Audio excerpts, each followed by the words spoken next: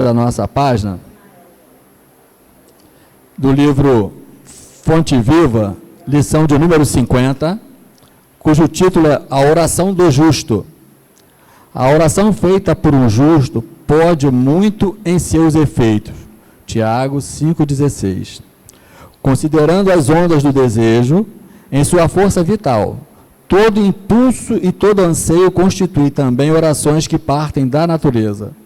O verme que se arrasta com dificuldade, no fundo, está rogando recursos de locomoção mais fácil.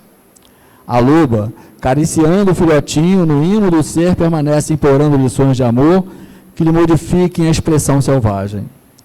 O homem primitivo, adorando o trovão, todas as necessidades do mundo, traduzidas no esforço dos seres viventes, valem por súplicas das criaturas ao Criador e Pai. Por isso mesmo, se o desejo do homem bom é uma prece, o propósito do homem mau ou desequilibrado é também uma rogativa. Ainda aí, porém, temos a lei da densidade específica. Atira uma pedra ao vizinho, o projétil será imediatamente atraído para baixo. Deixa cair algumas gotas de perfume sobre a fronte de teu irmão e o aroma se espalhará na atmosfera. Liberta uma serpente e ela procurará uma toca. Solta uma andorinha e ela buscará a altura. Minerais, vegetais, animais e almas humanas, pedindo habitualmente, e a providência divina, através da natureza, vive sempre respondendo. Há processos de solução demorada, respostas que levam séculos para descerem dos céus à terra. Mas de todas as orações que se elevam para o alto, o apóstolo destaca a do homem justo como sendo revestida de intenso poder. É que a consciência reta no ajustamento à lei já conquistou amizades e intercessões numerosas. Quem ajunta amigos amontoa amor. Quem amontoa amor acumula poder. Aprende, assim, a agir com justiça e bondade, e teus rogos subirão sem entraves, amparados pelos veículos da simpatia e da gratidão, porque o justo em verdade, onde estiver, é sempre um cooperador de Deus. Convido a todos que fechem os olhos para deixar se envolver por essa página tão edificante, tão esclarecedora do nosso papel diante da prece. Obrigado, Senhor, por nos ajudar a chegar aqui, conforme as nossas rogativas a cada dia que amanhecemos, para que Tu nos fortaleça nesse nosso propósito, de buscar Te servir melhor pelo conhecimento, aprimoramento da nossa individualidade, como espíritos mortais que já nos reconhecemos. Obrigado, Senhor, por nos ajudar a chegar por mais uma manhã de domingo, desta casa de oração, que tanto tem nos ajudado no aprimoramento da nossa individualidade, do nosso ser, no nosso caminhar. Tanto tem nos favorecido no nosso modo de pensar e especialmente no nosso modo de agir. Fortalece em nós, Senhor, todos aqui que nos encontramos, tanto encarnado como desencarnado, na confirmação desse propósito, pela ação, pelo empenho, pela vontade de estar aqui para Te servir melhor. Envolve o nosso irmão, que fará uso da palavra, que gentilmente aceitou o nosso convite e vem nos ajudar a refletir um pouco mais desse importante momento, que é o momento da prece, que tanto nós praticamos em cada nosso dia, como nos disse a lição. E assim, Senhor Jesus, queremos Te pedir permissão aos benfeitores dessa casa, responsáveis por ela, pelo trabalho da manhã de hoje, que nos deem permissão para dar início à mesma, que assim seja. Então, apresentando aquele que já está mais do que apresentado, Paulo Bahia, que não veio da Bahia, mas que tem Bahia no nome. Lá da Congregação Espírita Cristã, ele veio nos prestigiar, trazendo o título no capítulo 27, Pedi e obtereis, itens 16 a 21, preces inteligíveis, e da prece pelos mortos e pelos espíritos sofredores. Aqui nessa casa aqui, eu trago para cada um de vocês um bom dia e peço a nosso Senhor Jesus Cristo. Alô. E peço a nosso Senhor Jesus Cristo, né, que possa se estabelecer aqui e fazer morada nos lares de cada um de vocês aí. É com uma alegria que eu trago aqui o abraço também da nossa turma lá, querida, lá da Congregação Espírita Cristã, casa que me aporta e que me suporta no decorrer desse tempo aí, né? E essa casa aqui que é co-irmã, mas eu muito particularmente vejo que os estados do Brasil aqui estão muito bem patrocinados, porque aqui tem Maceió, né, Alagoas, e aqui também tem a Bahia. Então, graças a Deus a gente vai seguir isso aí. Bom, o nosso trabalho de hoje, ele veio mais uma vez falar para nós como devemos falar, como devemos pedir.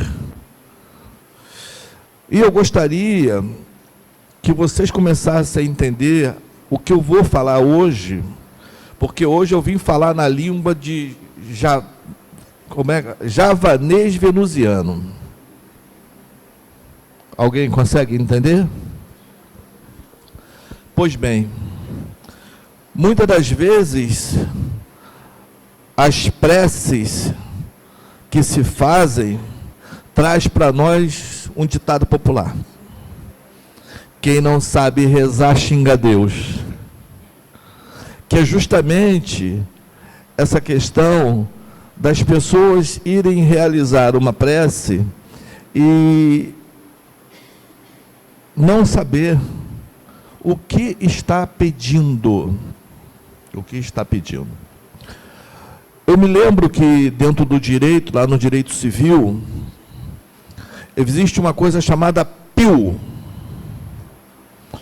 P-I-L, chamado pedido, o interesse e a legitimidade.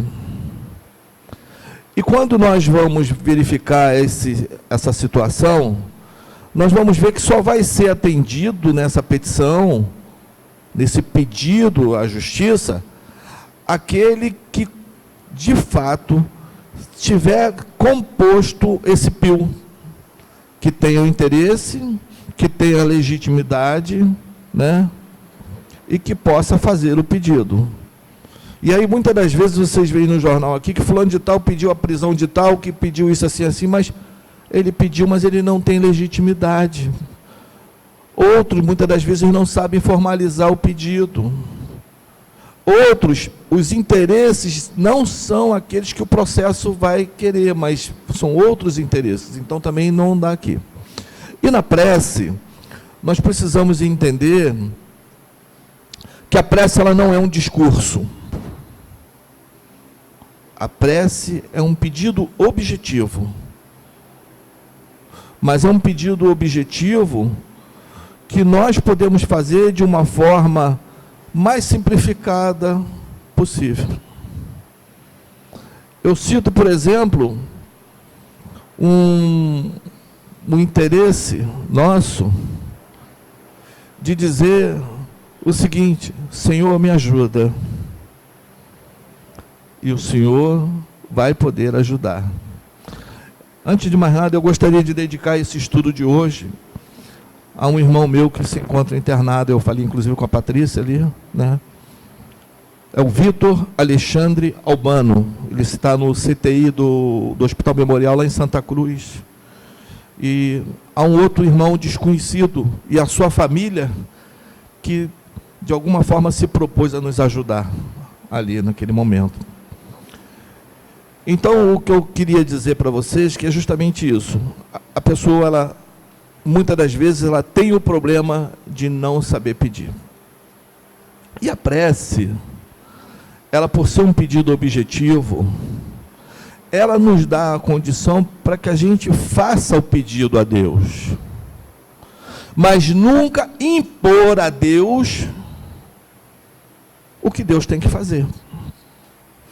A prece é um pedido de auxílio, é um pedido de ajuda. Suponhamos, você aí, que ele está com a perna paralisada. Aí eu vou chegar assim: meu Deus, cura a perna do meu irmão aqui, que ele está precisando andar. Aí Deus vai lá, dá uma olhadinha, e o problema não é na perna. O problema é em um outro lugar que está irradiando para a perna. E aí a gente começa a entender que se eu peço a ajuda de Deus para a cura do meu irmão, Deus já vai nos atender, porque Ele sabe aonde está o problema. Aonde vai estar o problema. Um outro fato que nós precisamos entender também é que na linguagem que se faz o pedido de prece, muitas das vezes nós não condicionamos essa linguagem de forma perfeita. Nós fazemos uma verdadeira balbúrdia, uma agressão. Então vamos ver o que o apóstolo Paulo fala aqui para a gente, nessas primeiras linhas aqui do Evangelho segundo o Espiritismo. Se eu não entender o que significam as palavras, serei um bárbaro para aquele a quem falo, e aquele que me fala será sempre para mim um bárbaro. Se oro numa língua que não entendo, meu coração ora, mas a minha inteligência não colhe o fruto.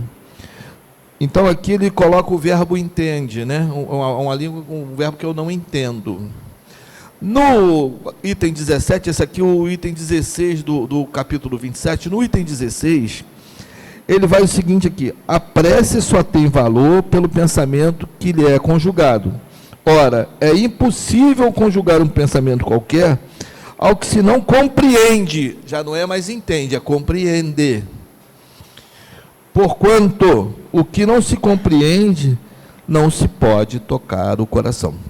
E aí eu vou buscar lá no nosso pai dos ignorantes, o entendimento sobre essas duas questões. O que é entender e o que é compreender. Muitas das vezes, até a gente, quando era criança, a gente brincava, não estou entendendo, não estou compreendendo, a gente ficava brincando um com o outro. Mas são significados completamente diferentes. São coisas que nós precisamos aqui. Entender é uma coisa ligada à questão intelectual, superficial. Você fala algo e a pessoa, de uma certa forma, ela vai pegar aquilo ali de forma superficial, momentânea. Tá? Compreender já é diferente. Compreender, ela já traz a introspecção, já traz para dentro. É o emocional e o espiritual.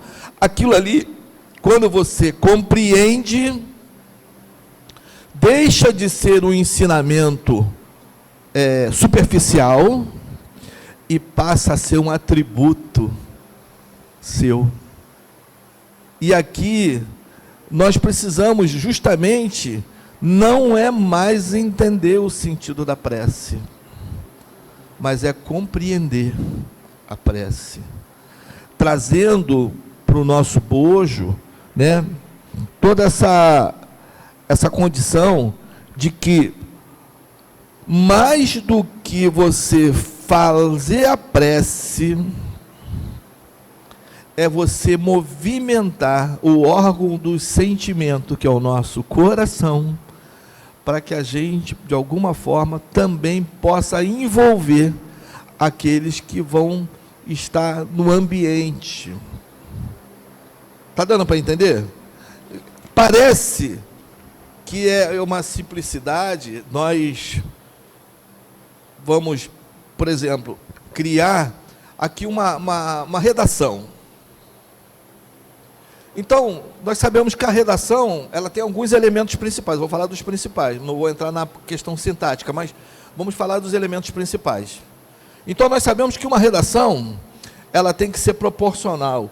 O seu início, o seu meio e o seu fim. Na técnica de redação, o início, ele deve ter o mesmo tempo do final, né? A questão. Mas o desenvolvimento, ele é um pouquinho maior.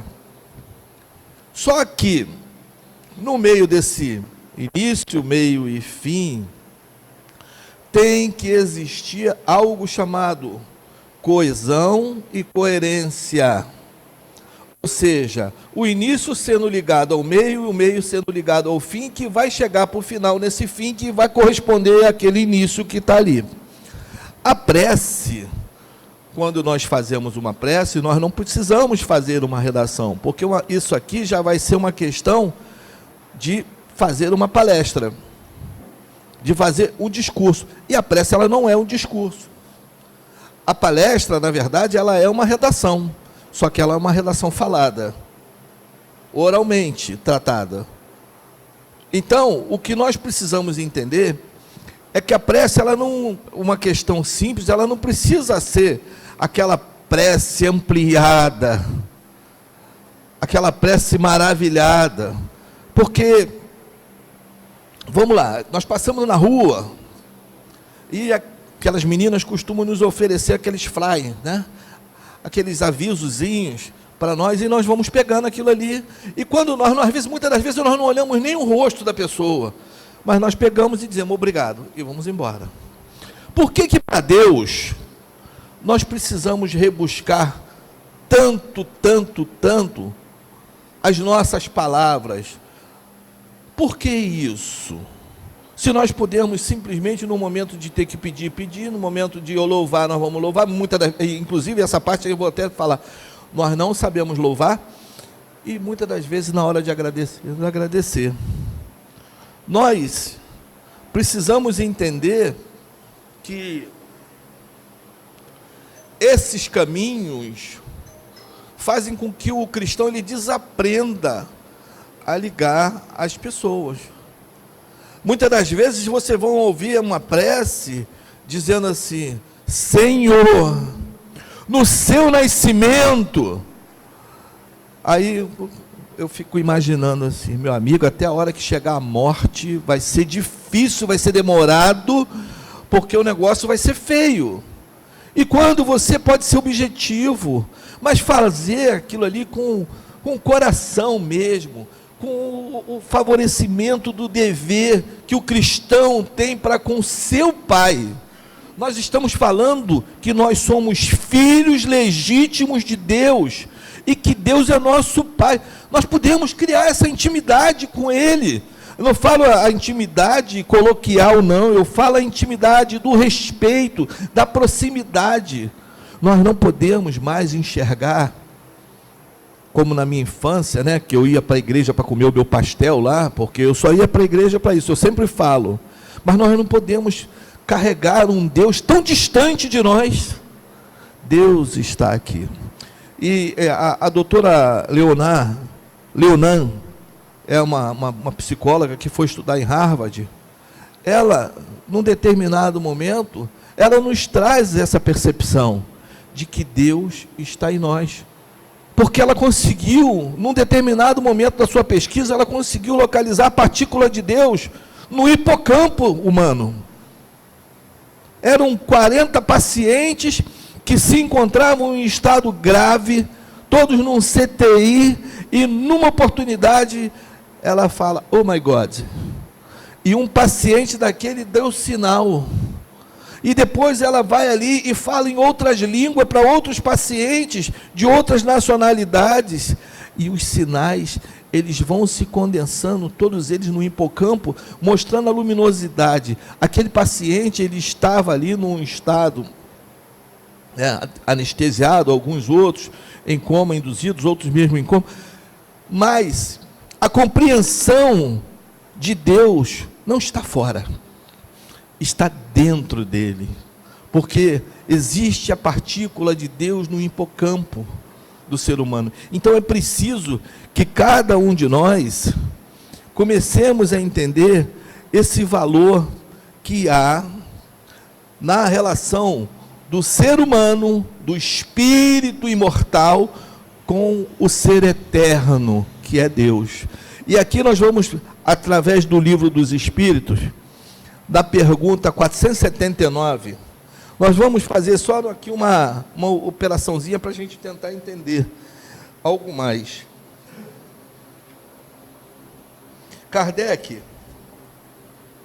ele vai falar aqui justamente sobre a prece.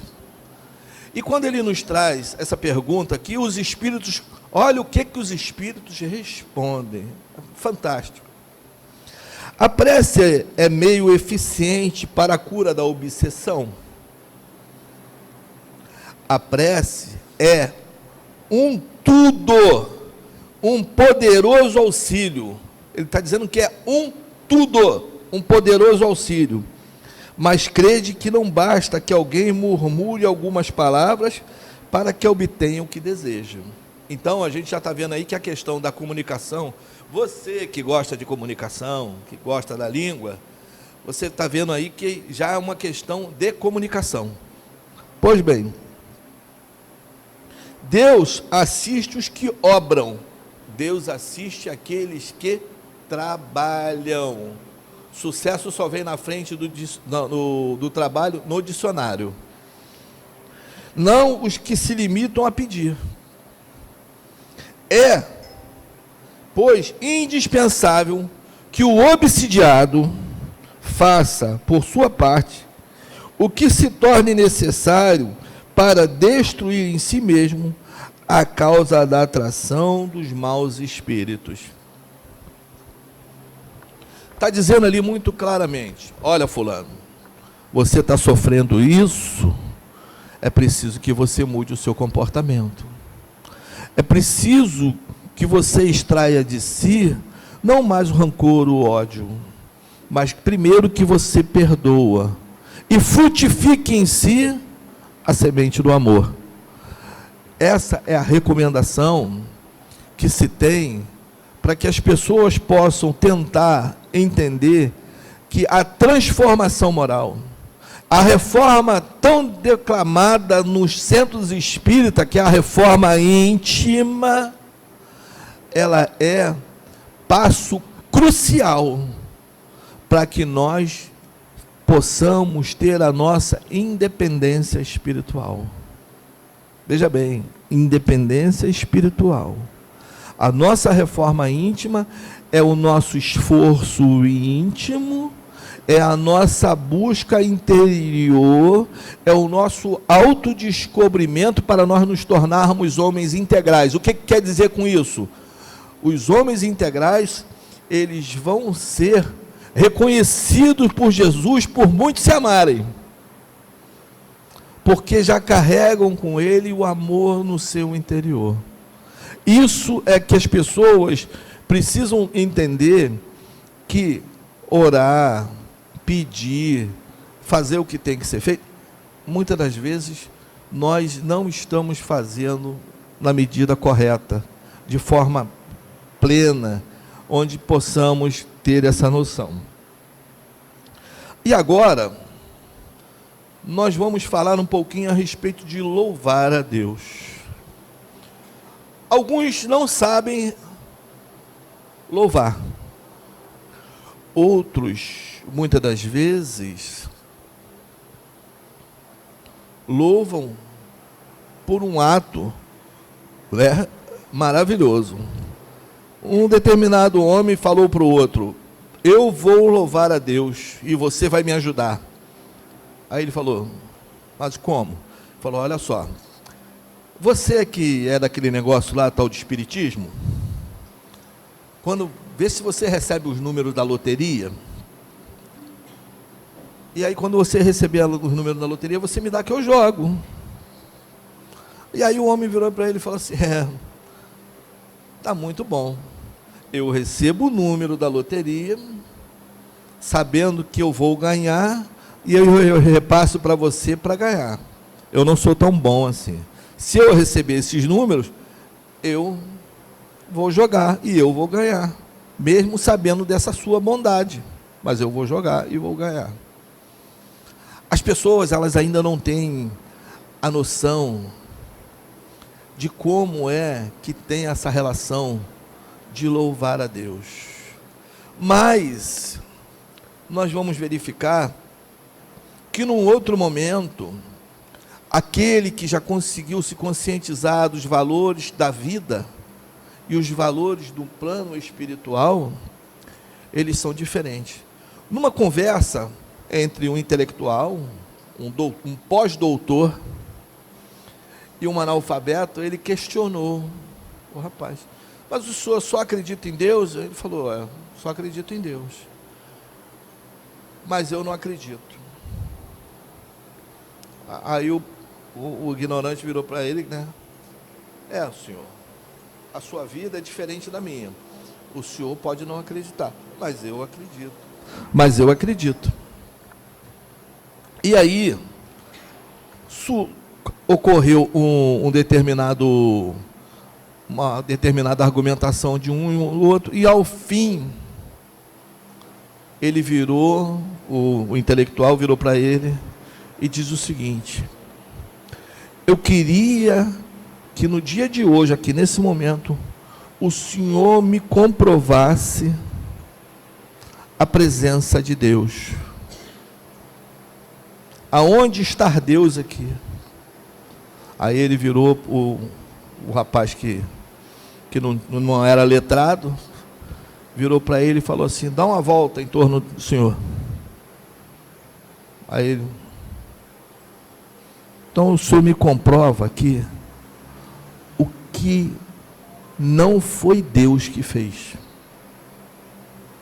Ou seja, ele era um ser que ele não tinha conhecimento formal, mas ele tinha o conhecimento e a fé de que Deus foi aquele que reservou um planeta inteiro para nós, que é o construtor das árvores, dos animais, do céu, do mar e da terra. E aí ele pergunta: me diz onde é que não está Deus aqui? Então, são sentidos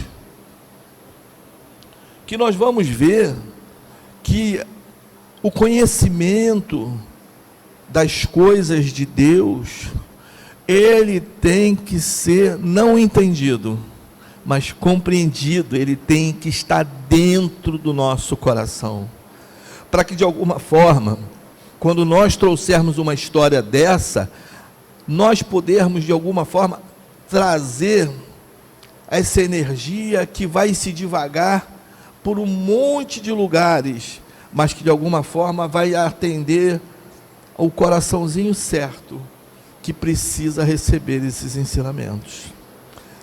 Por outro lado, Allan Kardec, num determinado momento, ele vai nos colocar uma posição científica a respeito da questão dessas energias, dessas ondas magnéticas que o nosso pensamento desfruta. Nós temos um elemento no universo chamado fluido cósmico universal. E esse fluido cósmico universal, ele faz com que essas ondas magnéticas, elas possam tomar direções sucessivas. É como o ar que nós respiramos, só que o ar, ele tem uma posição limitada, ele carrega com ele uma posição limitada, ou seja, ele só está aqui conosco na posição da nossa atmosfera, que é muito natural em razão da formação do nosso planeta. Mas o fluido cósmico universal, ele ganha distâncias infinitas, é um posicionamento. Portanto, quando a gente vai ler lá no livro Libertação, que a mãe de Gregório, ela se coloca numa posição de se estabelecer como a curadora dele, ela propõe, né, socorrê-lo o quanto antes. O que acontece ali? O que acontece é justamente esse posicionamento de que as orações dela ganham, mesmo porque ela possui um mérito, né? E ela ganha valores imperecíveis na medida em que é autorizado o socorro ao filho dela, que já se encontrava naquelas hostes das trevas há alguns séculos. Então nós vamos ver aqui que todo esse efeito ele só é possível porque esse veículo chamado fluido cósmico universal que é a matéria, é uma matéria quintessenciada, é uma matéria muito sutil, ela inclusive ainda não é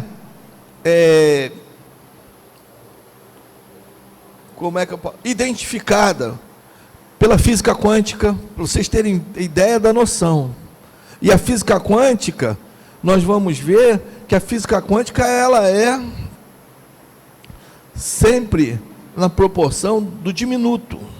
Ela é dividida por 3, depois por mais 3, depois por mais 3, e isso aí vai sendo feito assim infinitamente. Só que o fluido cósmico universal, por enquanto, só é citado pela doutrina espírita, porque os espíritos nos trouxeram essa condição de que nós, todos nós, encarnados e desencarnados, estamos vivendo em razão de estarmos nos estabelecendo nesse grande mar chamado fluido cósmico universal, tá? Outra coisa, as religiões antigas, elas nos traziam, né, a obrigação da oração, ou seja, nós orávamos por dever. Aí nós ficávamos contando aquelas continhas ali, né? Pegava o terço. Eu nunca fiz isso não, porque eu gostava do pastel, mas ficava ali naquele terço rezando aquelas coisas ali repetidas vezes. Mas se fazia por obrigação. E isso tem a possibilidade de dar certo? De ser atendidos os nossos pedidos? Porque se nós fazemos uma coisa por obrigação, o coração não entra nisso, gente. O sentimento não entra nisso. A gente está fazendo aquilo ali, mas isso aqui é chato a beça, né? Aí está pensando isso. Poxa, para que eu estou fazendo isso aqui? Ah, mas eu vou obter. Se eu fizer isso aqui até o final, eu vou ter. Quer dizer, você faz na obrigação e faz contestando por que você está fazendo aquilo ali. E é diferente. É diferente de você fazer esse estabelecimento de entender que Deus está próximo a você e que bastariam muitas das vezes 2 palavras, 3 palavras, 4 palavras, porque não é um número de palavras que vai dizer o sucesso da sua oração. Senhor, me ajuda. Não precisa falar mais nada. Dito no fundo da nossa alma, naquele momento em que nós estamos sofrendo e que precisamos nos desposar de toda a vaidade, de todo o orgulho e nos aproximar de Deus, é uma prece, mas uma prece de um poder maravilhoso, e que nós temos que ter essa noção de que saber pedir é tudo. O camarada, ele matou, ele roubou, ele destruiu, e aí chegou no determinado momento em que ele foi vítima. Aconteceu alguma coisa com ele. Aí ele chega e, poxa, isso não poderia ter acontecido comigo. Já começa com a lamentação. E aí depois, eu quero que Deus dê justiça. Pediu certo? A justiça que Deus vai dar a ele, vai entregar a ele as leis divinas. E ele provavelmente vai sofrer a punição. Ou já estava sofrendo no momento que ele se tornou vítima. A justiça que ele estava pedindo ali, não era justiça. Ele tinha que pedir para Deus o ajudar, para ele poder sair daquele comprometimento que ele se encontrava, daquelas coisas que ele sentia que não estava mais batendo. Porque nós, independente da prece, nós só vamos mudar, a maioria, nós só vamos mudar o nosso comportamento no momento em que a exaustão do sofrimento chegar até nós. Nós só vamos mudar assim. Nós vamos sofrer tanto que a exaustão do sofrimento, ela vai fazer com que a gente pare para pensar. Observe tudo que nós fizemos de errado, e a gente vai querer mudar. E aí é onde entra alguma coisa que está naqueles 3 pilares. Entra inicialmente o arrependimento, vai entrar depois o processo de reparação, que nós vamos ter que fazer aqueles a quem, de alguma forma, ou outros, que nós de alguma forma ofendemos, e posteriormente, nós vamos ter que expiar, sentir na nossa alma o mal que nós fizemos. São medidas pedagógicas, educativas, que a própria lei de Deus nos traz, e evita com isso que nós venhamos ter a noção errada de penas eternas. Essa condição, essa tríade, ela nos dá a oportunidade para que nós possamos nos convencer de que nós somos filhos de Deus, e que a misericórdia de Deus está a nosso favor durante todo o tempo, porque eu não conseguiria ver um filho meu sofrendo eternamente, eu não queria ver a minha mãe sofrendo eternamente, e com certeza meus pais também não gostariam de me ver, mas eu suportaria o meu filho no reformador, porque eu saberia que ele estava sendo educado pelo melhor educador do mundo, Deus, com suas leis, porque Deus não pune, gente. É preciso que as pessoas, elas comecem a entender, né, que Deus não pune. Se nós formos ver lá no Código Penal da Vida Futura, está tudo lá, os 33 artigos da vida penal da vida futura, o Código Penal da Vida Futura. E quando você observa aquilo ali, nós vamos ver que nós só vamos ser punidos se nós, de alguma forma, infringirmos aqueles artigos ali. Deus não pune, Deus ama tão profundamente a nós.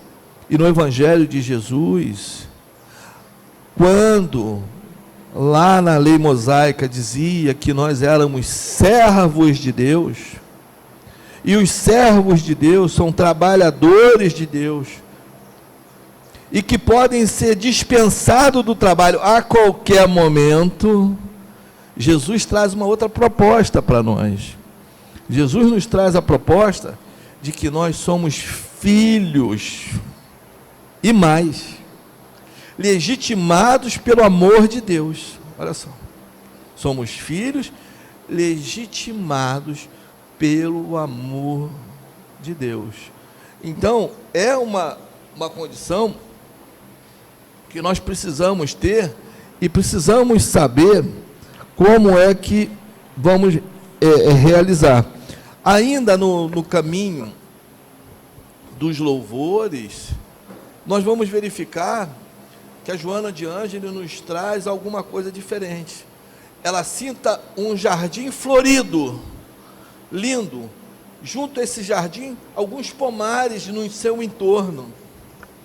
E ela olha ali e diz o seguinte: ali está a assinatura de Deus no painel da natureza. Olha só, é a arte de Deus contemplando o homem no que há de mais belo. Então, quando você vê aquilo ali e vê a Joana dizer a respeito disso aqui, nós não conseguimos reconhecer nada daquilo ali. Não conseguimos reconhecer nada daquilo ali. Mas estamos louvando, mesmo sem saber. Estamos louvando a Deus.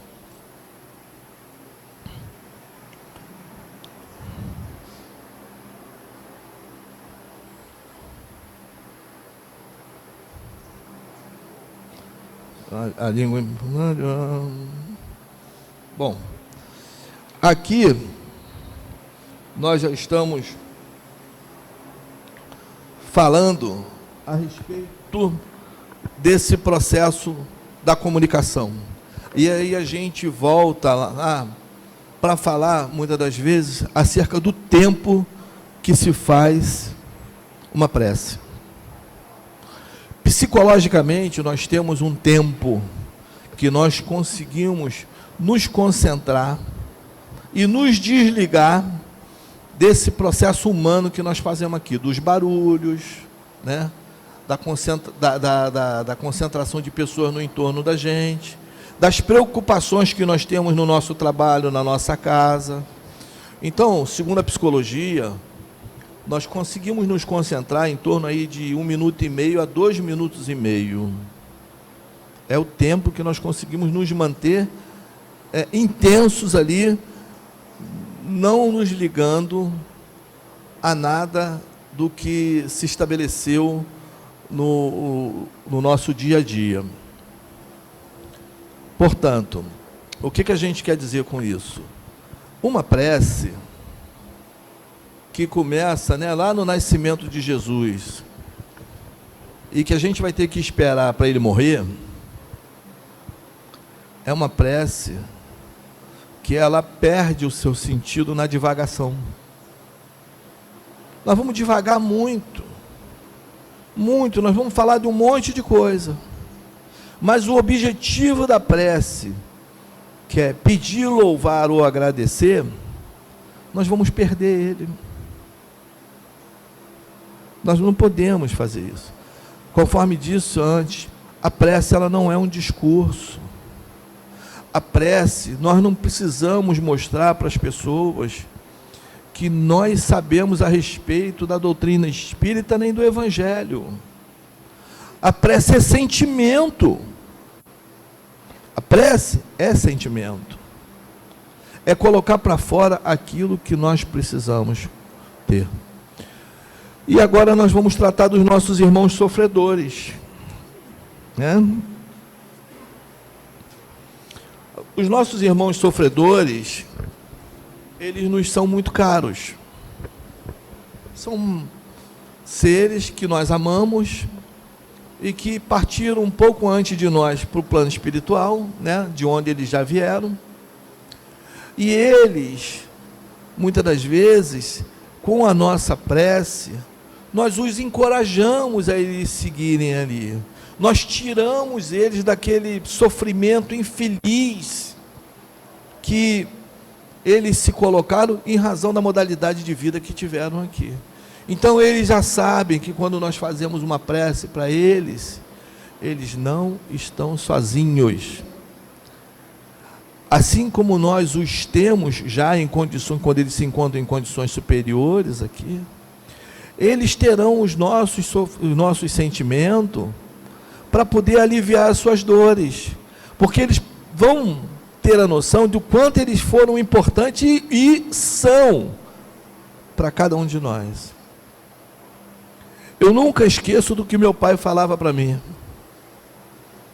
Um dia que eu passei num concurso público e ia alçar um cargo que eu me aposentei nele, o meu pai virou para mim e falou assim: você pensa que você já conseguiu tudo, né? Aí eu falei: sim, pai, eu consegui o que eu queria. Ele falou: não conseguiu não, continua humilde, continua sendo humilde, continua sendo o que você sempre foi, não deixa isso subir a sua cabeça.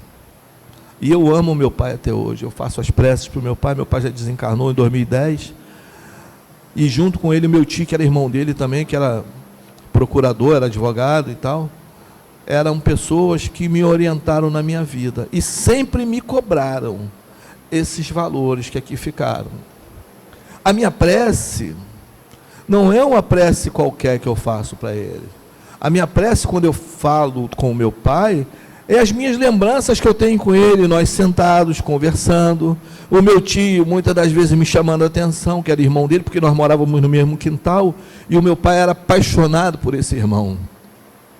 E esse irmão, ele era muito ligado, eu era o único sobrinho que ele era ligado. Então, nós éramos um triângulo de amor mesmo entre nós três. E eu lembro desses valores que eles passavam para mim. Acredito que cada um de vocês aí devam estar nesse momento lembrando da infância de vocês, do processo de evangelização que vocês tiveram nas suas famílias, as conversas com os seus pais, com os seus avós, com os antecessores da sua vida, essas conversas que nós tivemos, não a presença da roupa física no caixão, mas a presença viva, porque eles estão vivos, vivos, vivos e vivos. É a presença deles constante na vida de cada um de vocês. A mediunidade onírica,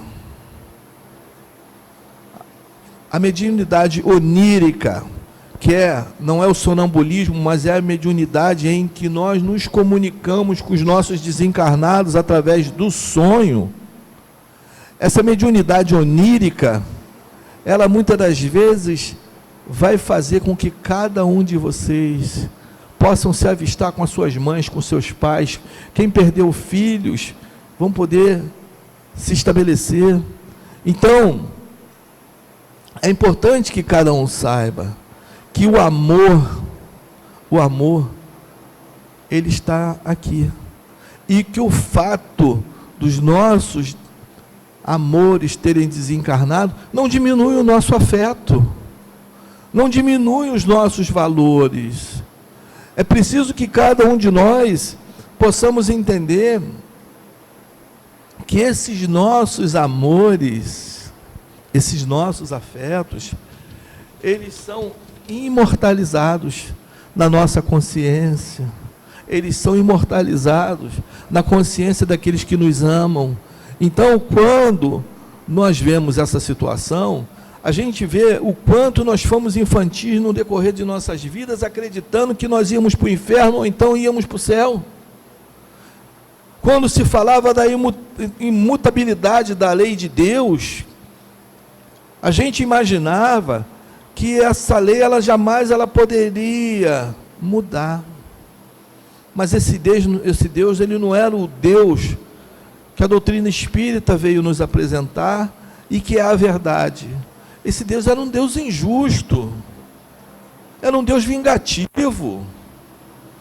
E a imutabilidade da lei, ela se converte nos seus artigos, onde Deus não pune ninguém, mas que a redenção do Espírito, ele vem através desse amor infinito que esse Pai tem por cada um de nós. Então essa é a imutabilidade está lá nos artigos 33.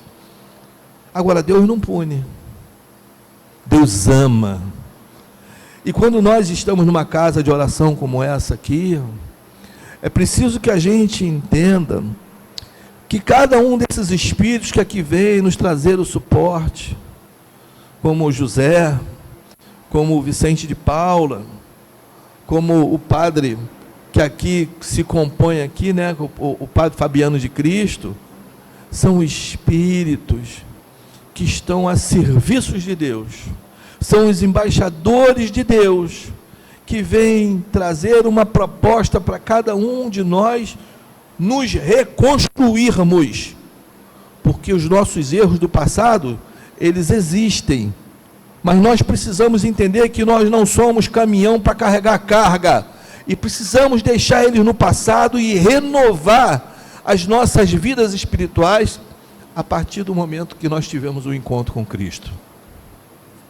Esse momento, esse encontro com Jesus, ele jamais vai poder ser esquecido, porque o encontro com Jesus não é um encontro qualquer, é o encontro, da forma mais superlativa possível. E eu me recordo, quando Benjamin, no livro Há 2000 anos, guardava a Lívia, guardava a sua cooperadora em lugares, e ia de encontro a Jesus nos cemitérios, né, nos morros, e Benjamin dizia que ele estava renovado para a vida e para a morte. Olha só, para a vida e para a morte. E aí a gente passa a entender por que que os cristãos adentravam no circo romano, com os leões ali rasgar as carnes, sorrindo e cantando as auroras nas alturas, as glórias nas alturas, em nome de Jesus, porque é uma certeza, Jesus está conosco, Jesus é um ser incomparável, Jesus nos trata com a maior dignidade possível, e a cada um de nós, Ele simplesmente, Ele nos traz o amor, a renovação de esperança que cada um tem, e os nossos irmãos desencarnados, eles vão sentir isso, na medida em que cada um de nós passarmos a dedicar a Ele esses valores. Eu vou, por fim aqui, a gente já está com o tempo nosso já esgotado. Eu vou passar aqui um poemazinho para lembrar de um amigo querido, do irmão querido, que de alguma forma,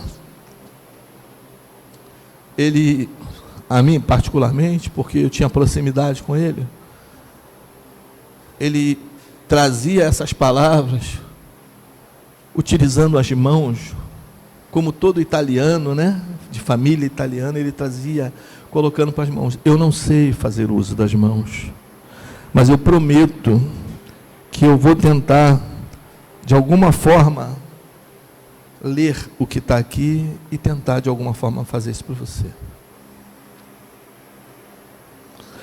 Muito obrigado, Senhor, pelo que me destes, pelo que me dás. Muito obrigado pelo pão, pela vida, pelo ar e pela paz.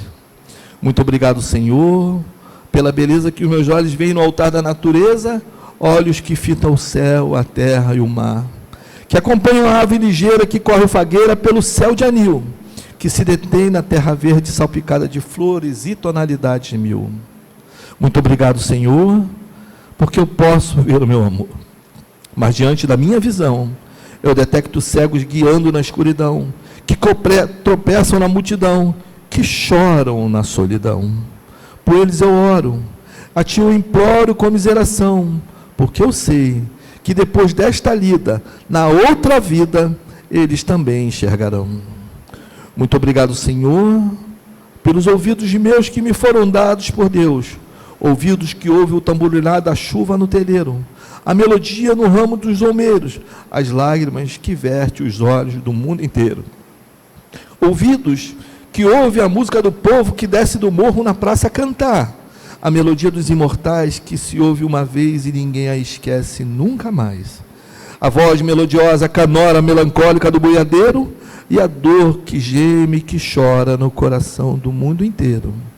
Pela minha alegria de ouvir, pelos surdos eu quero te pedir, porque eu sei que depois desta dor, no teu reino de amor, eles voltarão a ouvir.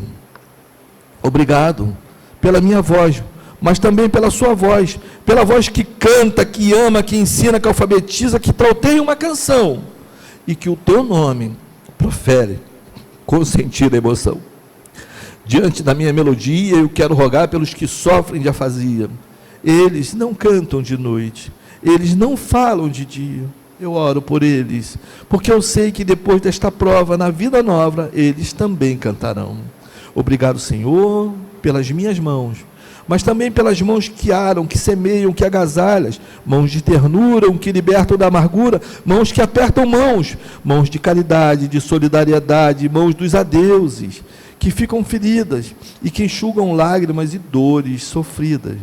Pelas mãos de sinfonia, de poesia, de cirurgia, de psicografia, pelas mãos que atendem a velhice, a dor, o desamor, pelas mãos que no seio embalam o corpo de um filho alheio, sem receio, e pelos pés que me levam a andar sem reclamar, Muito obrigado, Senhor, porque eu posso me movimentar.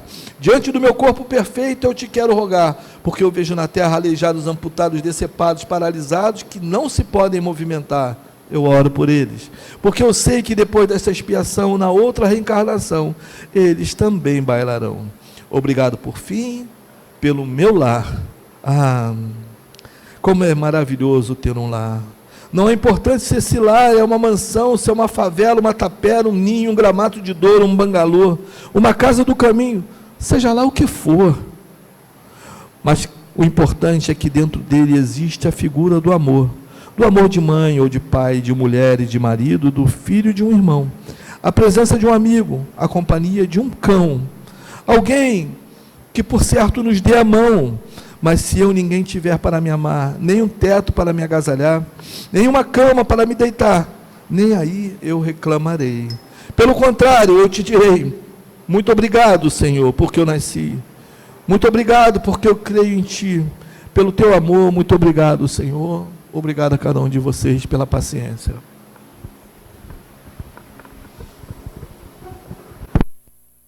Nós te agradecemos, meu irmão, pelas palavras que nos levam a reflexões tão importantes. Vamos agora convidar a todos que fechem os olhos, para que possam buscar o melhor dentro de si, para formarmos uma só ideia, um só pensamento, de gratidão a Deus, nosso Pai, e ao nosso querido Mestre Jesus, modelo e guia, e aos mentores desta casa que nos auxiliaram a estar aqui, para bebermos um pouco mais da água do conhecimento. Obrigado, Senhor, por nos fortalecer em esse nosso propósito, nessa nossa caminhada, nessa nossa jornada, de buscar no aprendizado o conhecimento que alicerçará todas as nossas novas decisões. Obrigado, Senhor. Abençoa a todos nós que aqui nos encontramos, encarnados e desencarnados, e que nós possamos passar para o próximo trabalho e que ele se realize na tua doce e bendita paz. Que assim seja.